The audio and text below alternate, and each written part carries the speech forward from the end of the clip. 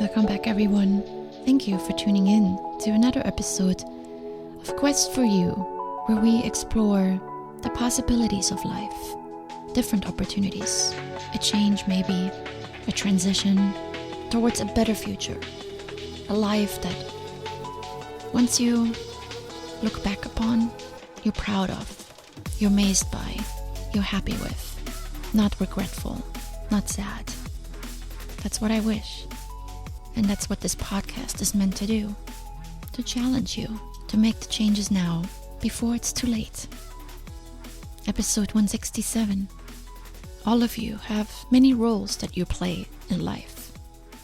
Work demands our professional side, where we are focused on results and we keep our personal stuff on the inside. At least most of us. At home, we focus on our personal life, our family, and we try to keep work at the door. And then we have social circles where we are selective about how much of ourselves we show or give away. Our roles require that we carry many responsibilities, and it can get tough to manage it all. So the question I would like to ask you today and to reflect upon is this: are you hiding behind some of these roles and responsibilities? And most likely, it'll not be easy for you to answer right away, because most of the time, we don't hide consciously. Rather, we adjust to life as a way to survive. You see, when we're born free, with our essence and our divinity and our infinite energy. And we absorb the world around us like a sponge. What people tell us and show us through their behaviors, both positive and negative. And as we begin to speak and act, we test ourselves based on what we've learned from our environment. And we look to see how people around us will respond. We internalize the reactions to our actions and we measure ourselves accordingly. We adjust, we form opinions and beliefs, and we begin to develop an identity. For example, if we like to sing, but the teacher says that we don't have a good voice, we might conclude that we're not a good singer, and we may even give up singing entirely. When we are given the same feedback often, it becomes the truth, our truth. And this can be positive and negative. And just like this, we grow up. We're learning to become. And in this process of becoming, others often assign us labels, or we create them for ourselves based on our experiences. I'm sure you've heard of some of these. Maybe you even identify with one or more of them. Mr. Nice Guy, Mrs. Know-It-All, Tough Cookie, Poor Me, Unlucky Me, Rebel, Misfit, Loner, Jokester or Clown, or Mrs. Busy, Mrs. So Important. We adopt these labels as truths, and sometimes we hide behind them. And we make decisions throughout our life based on the things we believe to be true. If you are repeatedly told you're not good with math, instead of someone taking the time to teach you and help you build your confidence, then it's likely you will try to shirk anything that has to do with math, including college courses, jobs, and other opportunities. You're hiding behind the mask of not good enough. So we start learning unconscious ways to disconnect from the pain we feel, and we begin to mask and hide. We start developing survival mechanisms to not feel the discomfort of not good enough. I believe a lot of this happens when we hit our teenage years. It's that critical age of transitioning from childhood into adulthood. We're trying to figure out who we are and what we want to be, so we try on different masks to see which one is most comfortable and which affords us the most protection from our perceived weaknesses and vulnerabilities. Sometimes this means suppressing parts of ourselves or changing in ways to hide our fears. So we run with the crowds we don't like because we're afraid of rejection. We pursue careers because they're safe. We become the class clown because that gives us the attention we don't get at home from our parents. It doesn't take major dysfunctions or problems for us to hide. Most of us do this as part of growing up in some areas of our life. And then as we go through life, all of us are trying to figure out who we are and who we need to be. Who do I need to be in order to be loved, accepted, acknowledged, and respected? That is a subconscious question that drives most of our hiding maneuvers. So we start developing a persona, a mask, an identity, a way of being to avoid pain and be loved. And that creates an identification of what we think is me. We consider this as figuring life out. And there comes a point in time where we think we have it. Work is going well, we excel, we get promoted, our approach to life seems to work, even if it's flawed. Maybe we're bullying people, we sacrifice our health, we fudge with the numbers. And at home, things flow as they should. Kids doing well in school, we live in a nice neighborhood. On the outside, all seems well, even if we're not happy and fulfilled on the inside. So we're hiding without noticing it. The outside confirms our beliefs and our actions. We are surviving. But these are just preservation techniques we have developed that have helped us in the past. And since they continue to work for us, we think we are on the right track. And much of who we think we are is not who we really are, but what we have been conditioned to survive. Based on this, we navigate our life with a conditioned, limited version of ourselves. But we rarely take a look inside and ask, is this really who I am?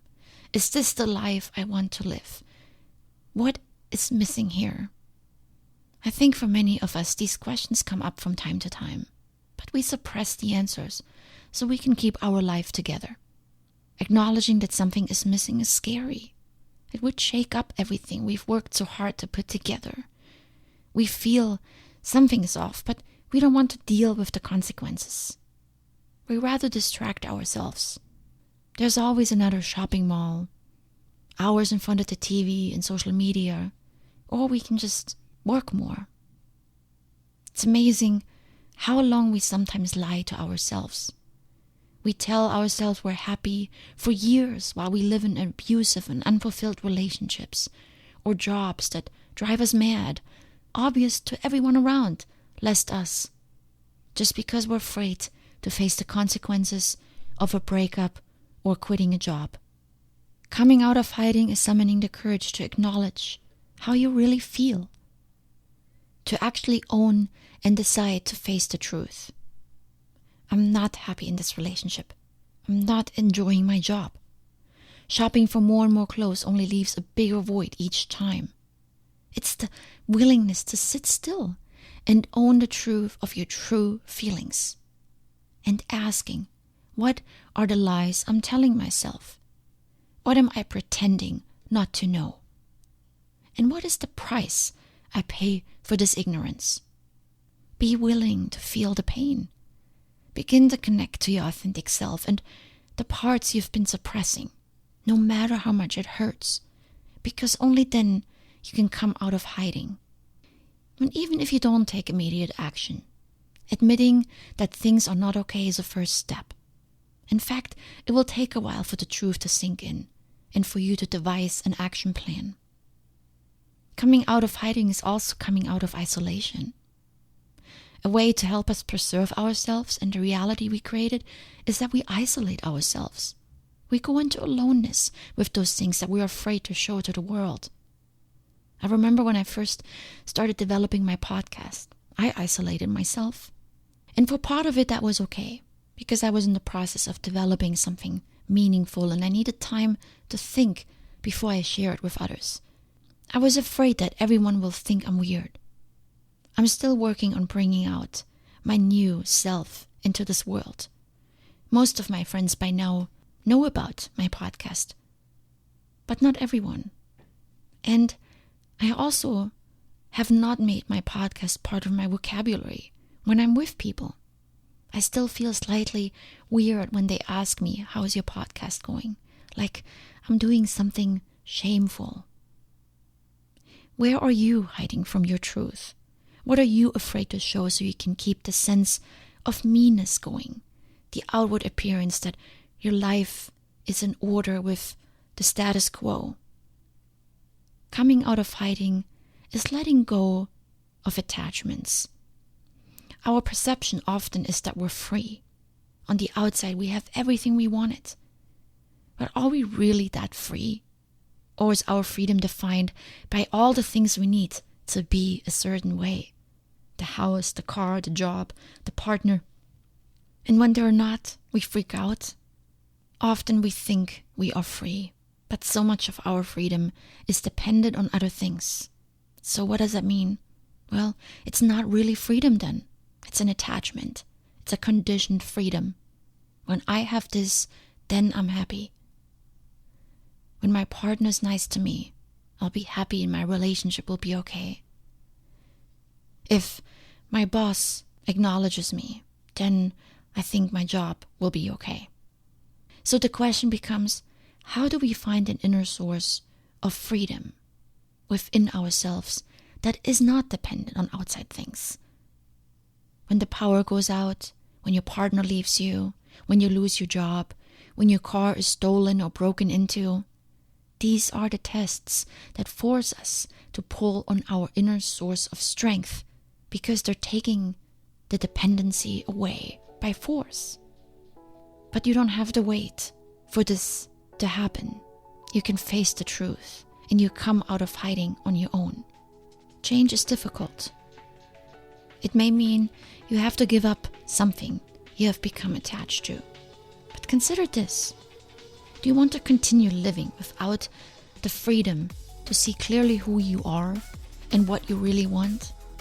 Or do you want to become freer within yourself and access more joy and more aliveness?